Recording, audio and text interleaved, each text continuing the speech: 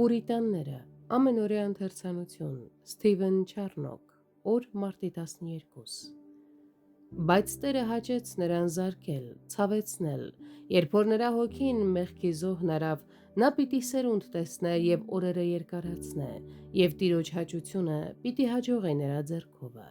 Եսայի 53:10 խոսք։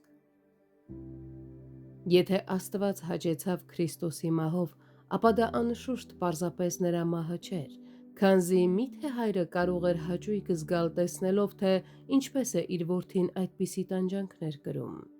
Իր ժողովրդի տառապանքները ցավ են պատճառում Աստծո սրտին, և առավել ևս իր սիրելի որդու տառապանքները։ Սակայն Աստված ավելի մեծ հաճություն գտավ մարդկանց ներելու մեջ, քան վիշտ էր զգում իր որդու տառապանքների մեջ։ Այդ պատճառով էլ նա երբեք չզղջաց այդ որոշման համար, և Աստված, ով երբեք խուլ չի եղել իրեն կանչողներին և երբեք էլ չի լինի, չլսեց իր միածին որդու աղաղակը հեռացնել բաժակը իրենից, քանի որ դա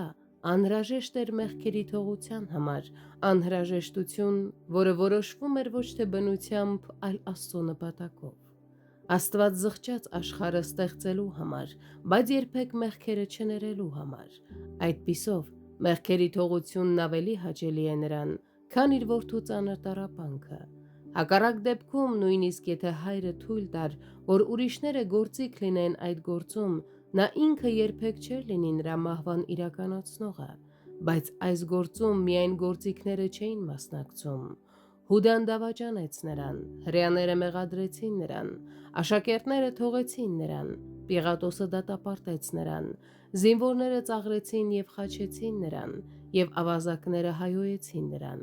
բայց նաև ինքը Աստված, նրա Հայրը, որ սիրում է նրան, ինչպես Աբրահամը խորհրդանշական կերպով արեց, կարծես դանակը բարձրացրեց զոհելու իր միակ որդուն, Աստված անշուշտ դա չէր անի, եթե մեղքերի թողությունը նրա համար անսահման հաճելի չլիներ։ Եվ որքան մեծ հաճույք պետք է լինի դա, որ կլանեց իր որդու տառապանքների ողջ վիշտը։